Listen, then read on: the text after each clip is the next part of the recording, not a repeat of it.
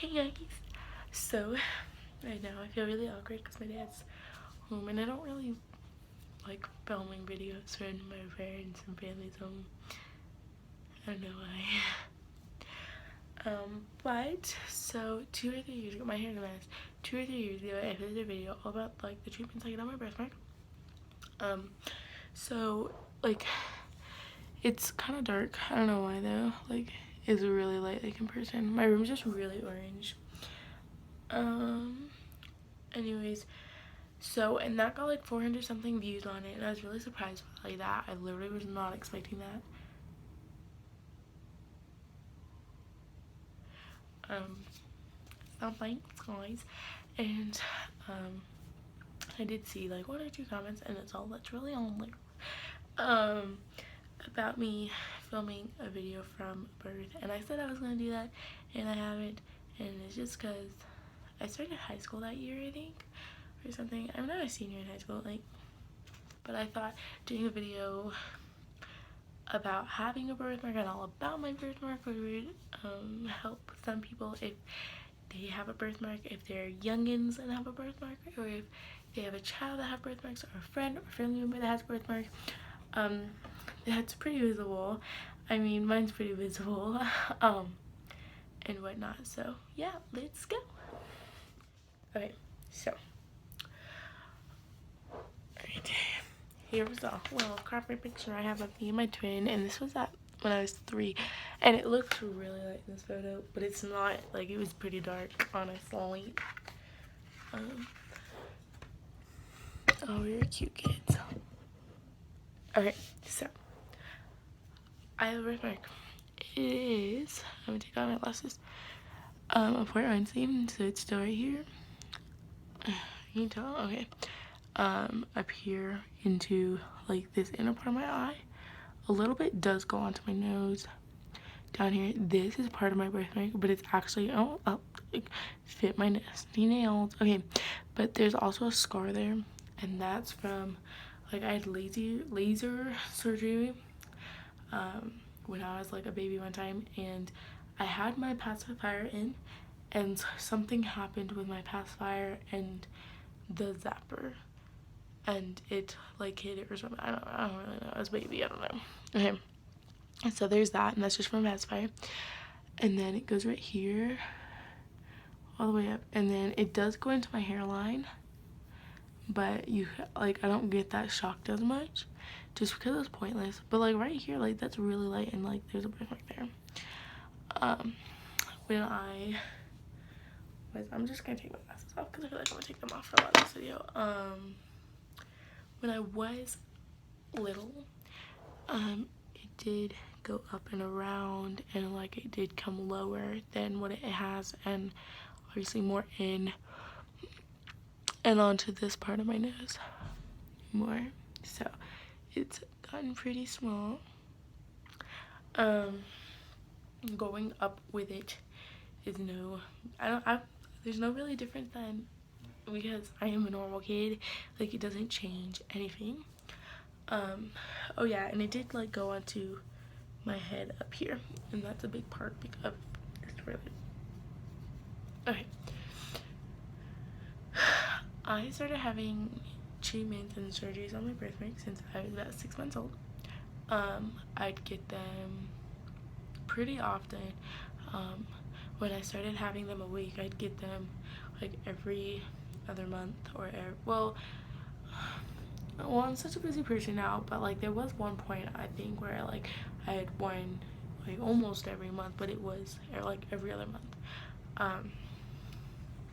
And that's just like how it was. It was just like a normal thing for me, was to like be at the dermatologist or at the hospital getting surgery. So yes, when I was a baby, I started having it asleep. I started having treatments on it so early because it did go onto my school. So I have a Port Weinstein, and it's basically overgrown blood vessels. So the normal size of your blood vessels are different than mine, and that's what makes the pigment so different. And so because the blood vessels were overgrown, they were overgrown in my head, and so the laser shocks them and like makes them shrink. And so I had like that pressure on my brain, and then if I didn't start having surgery on it, I could have had brain damage and seizures and a lot of complications. So that's why we started them really early. So another question I get a lot is, how does it feel? So because I now get them awake, I started getting the treatments awake when I turned like 12. I was like 11, 12 when I started having them awake, because it was like before I moved overseas to America. And it feels okay. So I can't tell you like how exactly it feels, because I do get lidocaine, prilocaine. It's like the box it comes in, and I get this prescribed to me, so you don't buy this at the store. Okay. Ooh. Oh, Q-tips fell out. Oops. Here we go. This is lidocaine, prilocaine, and it looks like this, and this is the tube it comes in. And okay, my eyes look so small. Okay. And this is extremely cold when you put it on your face, and me and my dad have tried everything to like warm it up or something. Like if we were headed to like the base to get surgery on, and where I used to live, it was an hour drive there if you just go straight there, but with stops and putting this on, because we had to stop on the drive there to put this on, it took 2 hours. So this has to stay on your face for an hour before surgery so it can work. This is basically numbing cream. This is what it is basically. So we would stop and we'd put this on my face, but because it was so cold, it like made me like cleanse up and stuff. And so we would try and put it like in the heater or something, and because we lived in Germany, like it was cold anyway, so like we needed the heater on. And we'd like put it in front of the heater, and like nothing would warm it up, like it was still cold. So this is what this is. When I first started having treatments done awake, we would use this. You don't put this on if you're doing like sleep surgery, because you're asleep for a reason. So this is what you'd use if you're getting awake, and that's why we have Q-tips to put this on, because you can't put it on with your finger, because if you put it on with your finger, you'll numb your finger, and that happened to my dad. I think that I said that in my last video too, but that video is so cringy, like okay, but this is basically just that,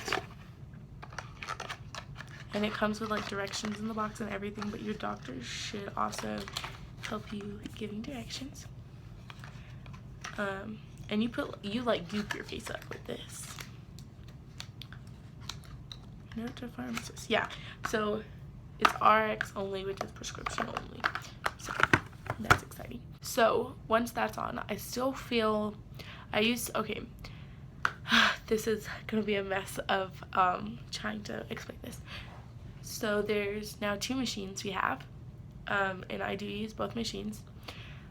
So before both machines came out, I only used one machine, and I'd only use that lidocaine, prilocaine cream, and it basically would just feel like a rubber band, you know, like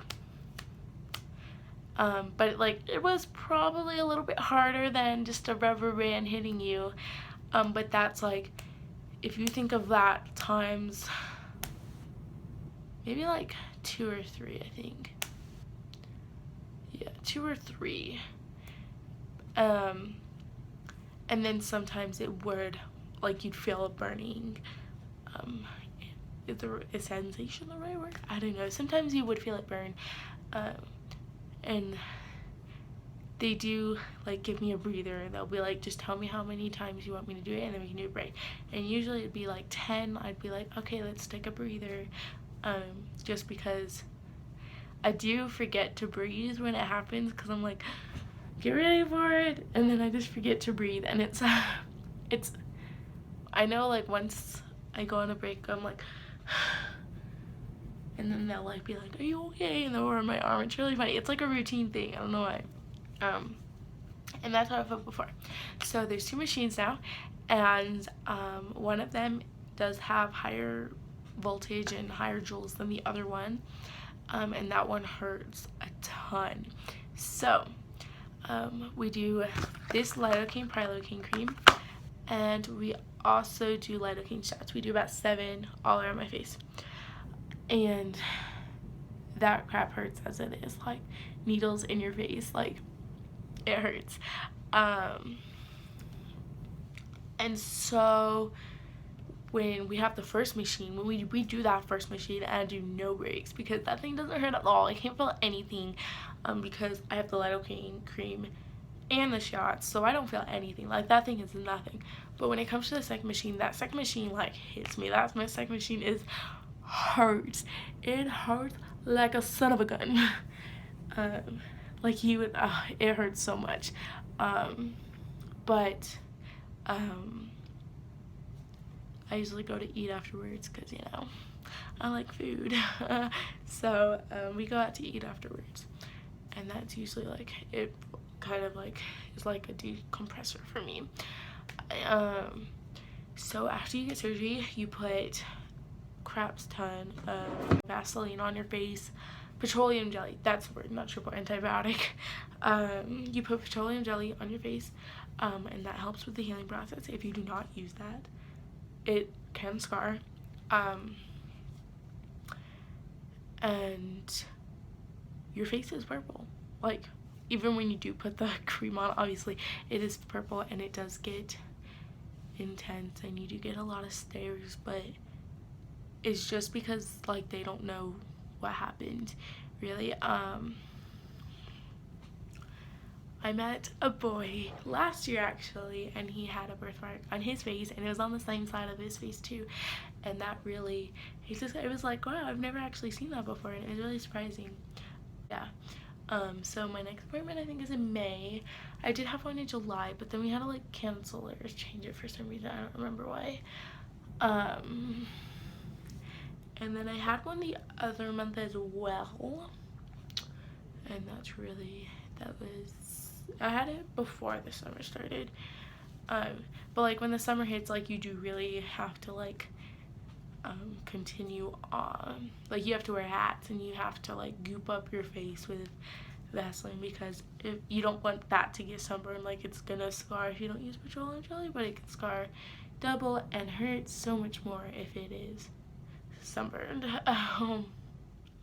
Which I've never gotten it sunburned because I'm really protective, and I usually like wear my hats and whatnot. But like, if you guys see someone with purple dots on their face, or if they have a pink purple cheek or something, they might have got beat up, or they might have had laser surgery, and you never know. But don't be afraid. If you obviously see someone's had laser surgery, don't be afraid to ask questions. Like, honestly, I've had I don't remember where it was, but I had this one girl like staring, and her mom was like telling her not to stare and like not to look, and I ended up talking to the mom, and I was like, you know, it's okay for them to look, they just don't know. And she had told me, yeah, like, she was just trying to teach her not to stare at people, which I get. But don't be afraid to ask questions. Don't be afraid to like come up and say hello, because it's okay. Like, I'd rather have people come ask me questions than just stare at me for like 5 minutes straight.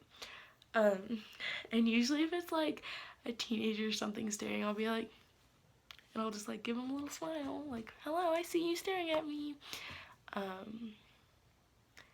But I don't think I've ever really gone up to someone and be like, is there a reason you're staring at me? Like, I don't know. People stare for a reason. People stare because they don't know. And it's okay to ask questions. It's okay not to know. But sometimes staring can make us feel really judged, or at least it is for me. I'm not afraid to go out in public with a purple cheek. Some people are. Guys, watch what you say, because there are people that are going through things that you may not know. So if you say, oh, I wouldn't want to have that on their face, like, don't say that, because what if that was you? What if you had a birthmark on your face? But don't be afraid to ask questions. So if you guys have any questions, comment them down below, and I'll be happy to answer them. And if you have any video suggestions, you can comment that down below too. So yeah, okay, thanks for watching. Bye.